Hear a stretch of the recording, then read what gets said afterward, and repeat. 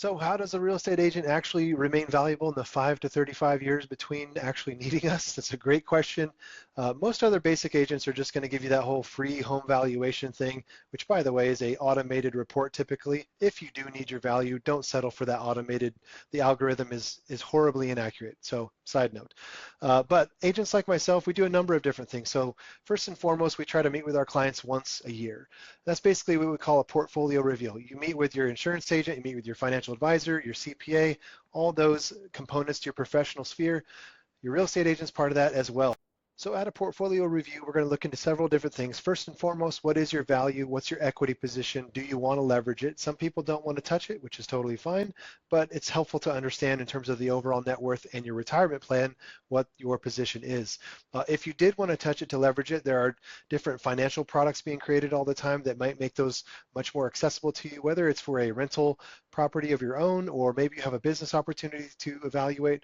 That part of it is up to you. Our job is to give you the good information. So beyond that, we talk about the tax implications as well. So obviously on one hand, we're talking about property taxes. Should you plan for that?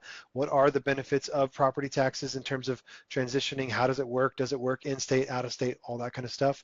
But then secondarily, the capital gains exemption. Have you gone through that exemption? Are you now in the position of a homeowner where you have a government partner for 30% of your equity? If you are, you might want to know that. Doesn't mean you have to do anything with the information, but our job is to give you that and let you decide. Second of all, just helping you maintain your home value on the cutting edge trends. So what I mean by, when you're remodeling your property, give me a call. I'll come out there. I'll give you the advice that I would give anybody preparing to sell their home. Whether you don't need me for decades, doesn't really matter. I'm going to help you choose the right choices. One thing we see in this business is people that open up the most modern magazines and they see these trends, but they actually don't realize that you can go overboard on the trends. You can't do them all. They will actually look very incongruent. So again, just advising you on what to do, when to do it, how to do it, what's the return on investment on those kind of things. We're here to set you straight. Also in that same vein, if you need trusted contractors, we deal with contractors all the time from every niche of professional services to home services. So hit us up if you need a trustworthy referral. Beyond that, now this might go into the realm of actually needing a real estate agent, so warning. However, I want to talk to you about off-market real quickly. If you go to an open house in today's market, you're going to see people talking about off-market. And what they mean typically is that they have a list that's very generic. Usually their team has found opportunities. Sometimes it's as flimsy as a lead. Someone said, yeah, I might sell. Or it's controlled inventory. It's a good friend or family member that's kind of, yeah, I always sell for the right price. But point being, it's a kind of smoke and mirrors, big hook just to get you talking to them. So, and by the way, if you did find your the matching property that you're looking for on that list, I will eat my hat. It is almost impossible in terms of the odds. So what we mean when we talk about off market, if you see me at my open house, is we take your search, whatever you're looking for, 1,500 square feet, 3 bedrooms, 2 bathrooms, Carmel Mountain Ranch maybe, which you can see on screen here. We take your search and we target most likely to sell homeowners for you proactively. On screen here, there's about, 6, 7 homes in Carmel Mountain Ranch that are on market.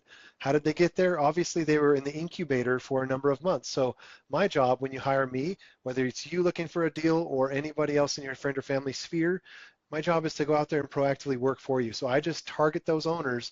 If we can get there before they actually come to market, honestly, I think that's the only way you can get a deal in San Diego. So. And by the way, if you have loyalty to another agent, which it's all good, we can still be friends. In fact, I'll do one better. I'm going to teach them how to do this. So if you see the benefit of doing an off-market campaign, one of these proactive campaigns, going after it, finding the inventory, I'm happy to teach them how to do it. So first we'd have to see why they're not doing it. If it's lazy, it's up to you. You're going to kick them in the butt. If it's cost, I mean, I would just tell them they're going to make a pretty penny and a good commission. So, again, kick them in the butt. But third, maybe they just don't know how to go through the tax records and find most likely to sell homeowners, nor how to craft a letter that's effective on your behalf. So I am more than happy to teach them how to do this. At Keller Williams, we're a company of training and abundance. So no strings attached. Just let me know if I can help you through them. That's winning. And last but certainly not least, we have a little bit of private investigative work in our blood. So if you're just curious about a home, who owns it, when they bought it, what they paid, all that kind of stuff, We can look that up super easy. But I want you to think about is actually if you're driving through a neighborhood and you see a home that is, let's just say dilapidated or, certainly neglected, we can stir that up and we can do it anonymously so you save face in the community. So it might look like sending a letter to the landlord on behalf of a concerned citizen, which, again, that might stir it up in a landlord-tenant sense. Or if it's the owner, we can go to, sometimes municipalities or HOAs on your behalf, just to, again, stir that up in an anonymous sense, make sure that we are at least speaking up to get whatever it is taken care of on your behalf. So food for thought. Those are just a few of the services we do in the years in between transacting, and we hope you'll reach out to us when you need us. Thank you.